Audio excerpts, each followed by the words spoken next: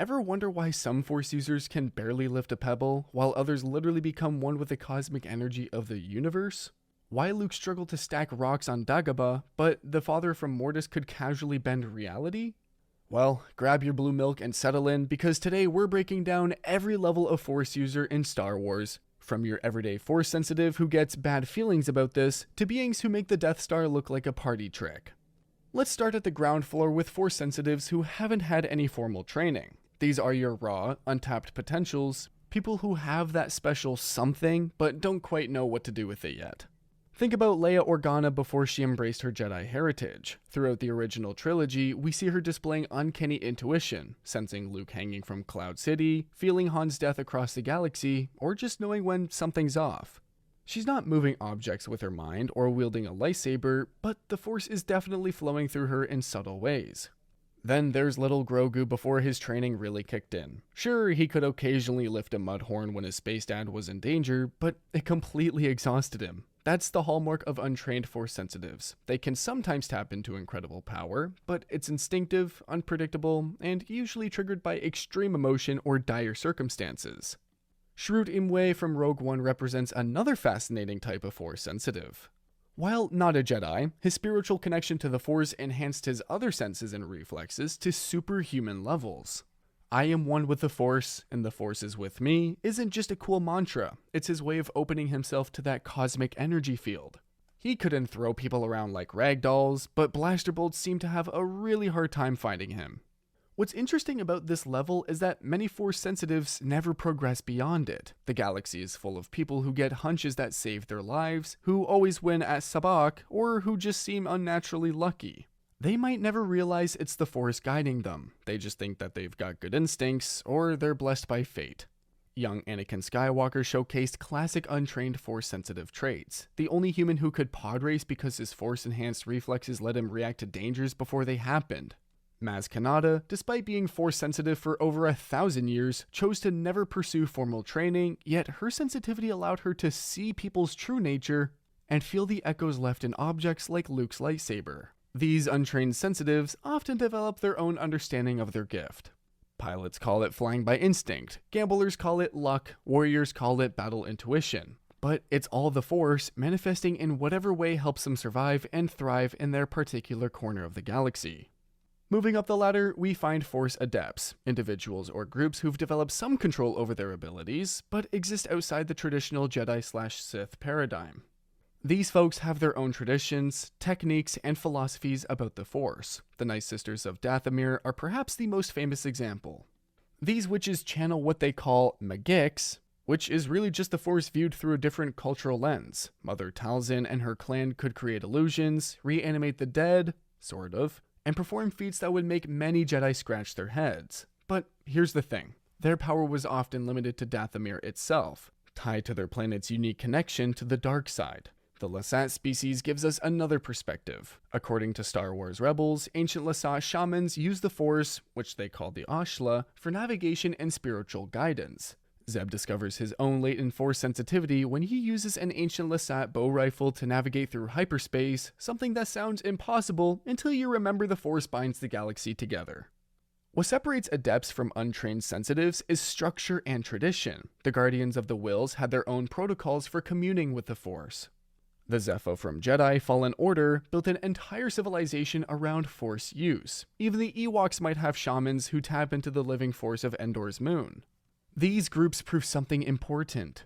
You don't need a lightsaber or the Jedi Code to be a Force user. The Force is universal, and different cultures interpret and utilize it in wildly different ways. Some focus on healing, others on combat, and some on weird stuff like essence transfer or weather control.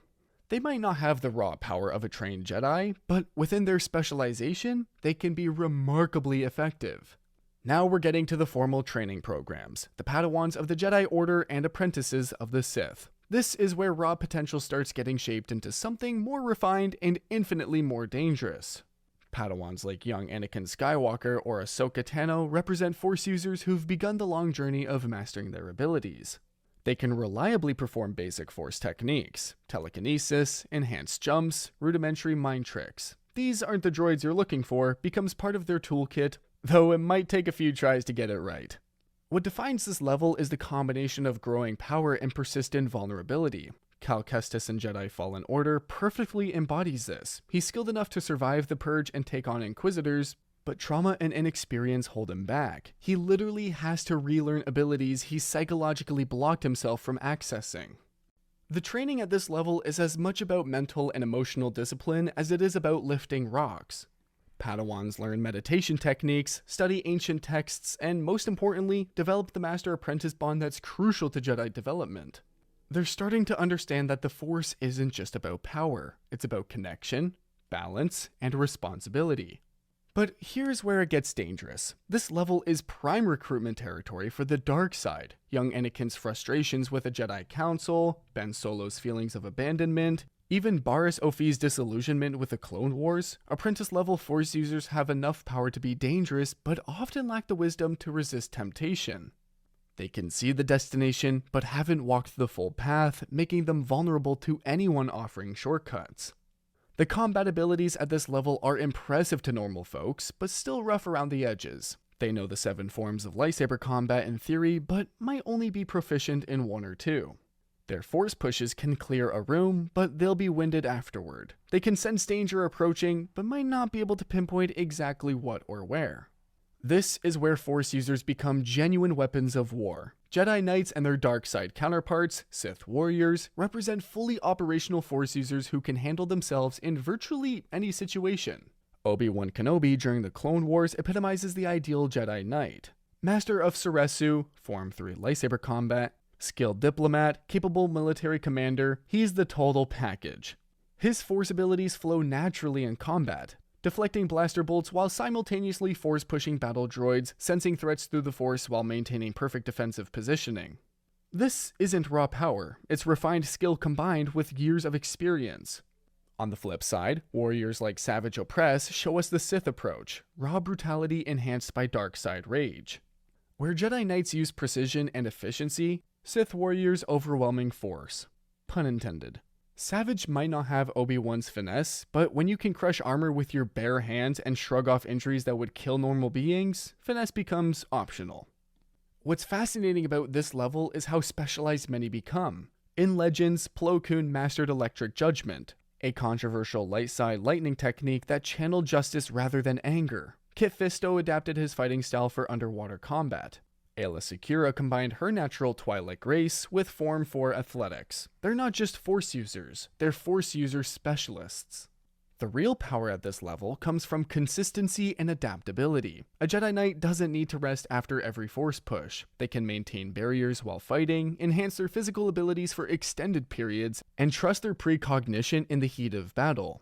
They've internalized their training to the point where using the Force becomes as natural as breathing. This is also where we see the philosophical differences between light and dark become combat realities. Jedi Knights fight to protect and preserve, making them excellent defensive fighters who can outlast opponents. Sith warriors fight to dominate and destroy, making them terrifying offensive powerhouses who can overwhelm defenses through sheer aggression. The gap between Knight and Master is like the gap between playing chess and playing 3D chess while blindfolded and winning. Masters don't just use the Force, they understand it on a fundamental level that transforms how they approach every situation. Mace Windu created Vapad, a lightsaber form so aggressive it bordered on the dark side, but his mastery let him walk that line without falling. His Shatterpoint ability let him see weakness in anything. Objects, people, even events. When he fought Palpatine, he wasn't just swinging a lightsaber, he was actively channeling the Sith Lord's own dark side energy back at him. That's not just skill, that's revolutionary Force use. Darth Vader represents raw power refined by decades of experience. This is someone who could choke officers through a video screen, deflect blaster bolts with his palm, and throw lightsabers with guided precision. But his real strength was psychological, using the Force to inspire paralyzing fear before a fight even began. The hallway scene in Rogue One? That's a master at work, combining telekinesis, precognition, and psychological warfare into a symphony of destruction. Masters operate on a different level strategically. Count Dooku didn't just fight with a lightsaber. He fought wars with words, credits, and political manipulation, all enhanced by Force-driven charisma and mind tricks. Yoda could battle meditation across entire star systems, providing guidance or sensing disturbances from half a galaxy away. The expanded universe gives us even more extreme examples. Darth Nihilus could drain entire planets of life. Revan mastered both sides of the Force, switching between them like changing clothes. Kreia/Darth Treya could kill people by severing their connection to the Force itself. What separates Masters from Knights isn't just raw power, it's complete integration of Force use into every aspect of their being. They don't just use the Force, they exist in constant communion with it. Their meditation can last days. Their prescience extends beyond immediate danger to seeing potential futures. Their understanding lets them innovate, creating new techniques or rediscovering lost arts. Some beings are just built different. These Force prodigies shatter conventional understanding of what's possible, often without even trying. Anakin Skywalker, the Chosen One, was literally conceived by the Force itself. As a 9-year-old, he could pilot pod racers, vehicles that required superhuman reflexes just to survive. By his teenage years, he was outdueling Jedi Masters. At his peak as Vader, even with massive physical limitations, he remained one of the galaxy's most feared beings. His raw potential was so vast that Palpatine, already one of the most powerful Sith ever, feared what Anakin could become. Luke Skywalker's journey from farm boy to legend happened at impossible speed. With minimal training, he went from struggling to lift rocks to defeating Darth Vader and resisting the Emperor. By the sequel era, he could protect himself across the galaxy with such realism that even Force-sensitive individuals couldn't tell the difference. That's not just mastery, that's rewriting the rules. Rey's raw power manifested in ways that shocked even skeptics. Mind tricks with no training, winning lightsaber duels through instinct, and eventually channeling the power of all past Jedi to defeat a resurrected Emperor. Her dyad connection with Ben Solo created a Force bond so powerful it transcended space and allowed physical matter to pass between them.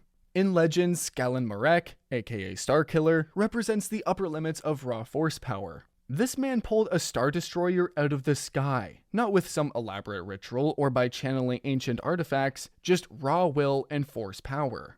He could disintegrate enemies with Force lightning and create Force explosions that leveled buildings.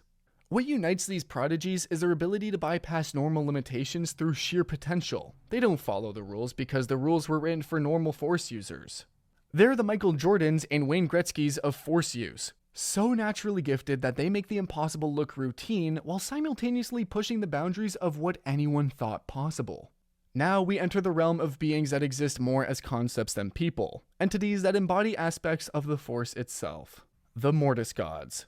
The Father, Daughter, and Son literally personified balance, light, and dark. Their power wasn't measured in conventional terms because they existed partially outside normal reality. The Father could teleport beings across space, the Daughter could heal fatal wounds with a touch, and the Son could show visions of futures that might be. When they fought, the fabric of reality warped around them. The Bendu from Rebels represents another type of cosmic entity, one that embodies perfect neutrality. I am the one in the middle, he declares, neither Jedi nor Sith, but something far older. When angered, he could manifest as a massive storm, throwing starships around like toys. But his true power lay in his detachment from conventional morality and his deeper understanding of the Force's true nature. The Force priestesses who taught Yoda the path to immortality exist in another realm entirely. They're not physical beings, but manifestations of deeper Force mysteries, living embodiments of concepts like serenity, anger, confusion, joy, and sadness. Their power can't be measured because they operate on a completely different level of existence. These beings serve as reminders that the Force extends far beyond lightsabers and telekinesis. They represent the mythology of Star Wars, the idea that there are mysteries beyond understanding, powers beyond comprehension. When normal Force users encounter these entities, it's like ants meeting humans. The power differential isn't just quantitative, it's qualitative. What's more interesting about cosmic entities is their limitations often come from their nature rather than their power. The Father couldn't leave Mortis without catastrophic consequences. The Bendu's neutrality meant that he wouldn't act unless personally threatened. These beings have near godlike power, but are bound by cosmic rules normal mortals can barely comprehend. The ultimate achievement in Force mastery isn't about power. It's about transcending death itself while maintaining individual consciousness. Qui-Gon Jinn cracked the code first, discovering through ancient teachings how to maintain his identity after death. He couldn't fully manifest at first, just a voice in the wind, but he paved the way for others. His discovery fundamentally changed what Jedi believed possible. Yoda and Obi-Wan perfected the technique, appearing as luminous beings who could interact with the living world. They could provide guidance, appear at will to those they were connected to, and even interact with the physical world in limited ways. Like Yoda bopping Luke with his ghostly cane, or calling down lightning to burn the ancient Jedi texts. Or so Luke thought. What makes Force ghosts remarkable isn't their power, but what they represent philosophically. This ability requires complete selflessness, total surrender to the will of the Force. Sith can't achieve it because it demands letting go of individual ambition and desire. Anathema to dark side philosophy. It's the ultimate expression of Jedi ideals, serving others even beyond death. By the sequel trilogy, Force ghosts could do even more. Luke caught his father's lightsaber as a projection. Yoda could manipulate the physical world. The voices of past Jedi could commune with Rey in her moment of greatest need. These aren't just spirits offering cryptic advice, they're active participants in the cosmic Force community. The mechanics remain mysterious, intentionally so. Some spirits seem tied to specific locations or people. Others can manifest anywhere. Some appear exactly as they were, others at idealized moments. What's consistent is that achieving this state represents the absolute pinnacle of light side mastery, not through power, but through understanding, acceptance, and unity with the Force itself. So, there you have it. Every level of Force user from, I've got a bad feeling about this, to, I am literally one with the cosmic energy of the universe. What's beautiful about Star Wars is how it shows us that power in the Force isn't just about lifting rocks or winning lightsaber duels. It's about connection, understanding, and ultimately, transcendence. Whether you're a Force sensitive who just gets really good parking spots, or a cosmic entity juggling the fate of the galaxy, remember, the Force flows through all living things. Even you, watching this video, are connected to that same energy field that binds the galaxy together. Did we miss any Force user levels? Got questions about specific abilities or characters? Drop them in the comments below. And if you enjoyed this deep dive into Force philosophy, hit that subscribe button and ring the notification bell, because we've got plenty more Star Wars mysteries to explore. Until next time, may the Force be with you, whatever level you're at.